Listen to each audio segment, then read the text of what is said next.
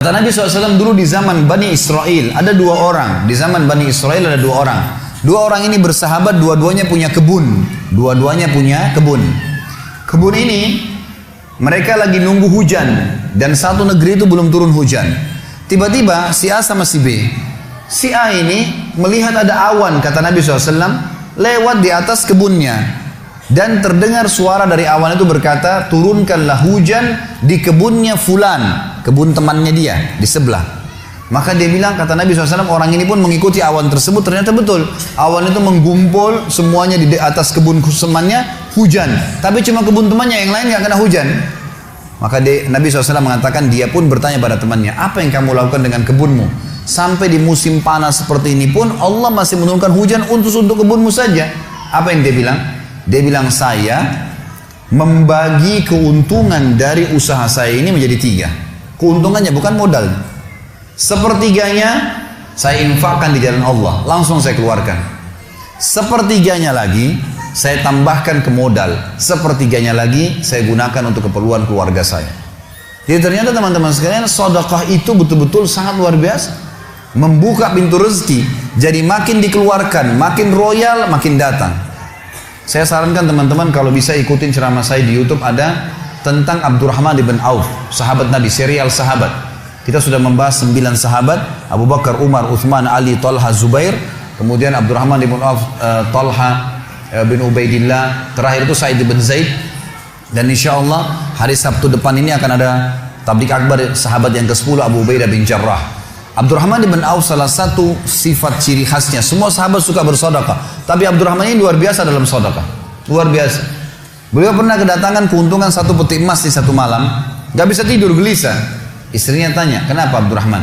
Dia bilang, saya gak bisa tidur nih, belum pernah ada keuntungan sebesar ini. Kata istrinya, lalu apa keinginan? Dia bilang, saya ingin keluarkan jalan Allah, saya gak mau simpan di rumah saya malam ini. Ya, gak mau nabung. Kalau kita subhanallah baru untung 1 juta sudah antri sejam di bank, gitu kan.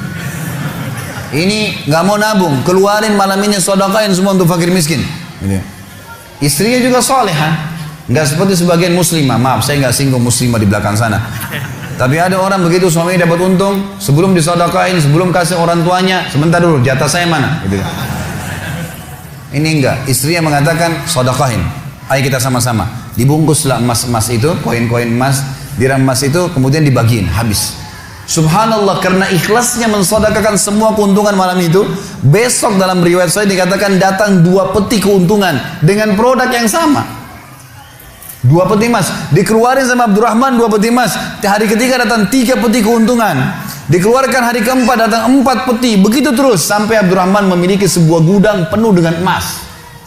Waktu Abdurrahman radhiyallahu anhu meninggal dunia, waktu mau dibagi warisannya, itu emas-emasnya saking sudah ditumpuk-tumpuk sampai melengket satu sama yang lain. Waktu mau dipisahin, dibagi, itu harus pakai kampak. Dan yang mengkampak itu tangannya sampai memar, luka.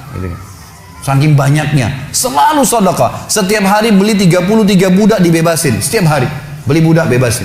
Setiap hari datangkan 30 kafilah, ya 30 ekor unta untuk diparkir, ditaruh di tengah-tengah jalan Madinah. Lalu pegawainya berteriak, Abdurrahman membagi-bagi buat kalian, silakan, semua ambil kebutuhannya.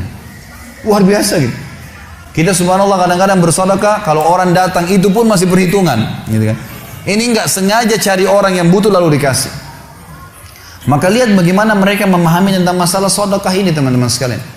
Dalam hadis yang dikatakan sadaqatu tudfi'u ghadabur rahman. Sedekah itu bisa meredam murkanya Allah. Keluarin, jangan ragu dengan masalah sedekah itu.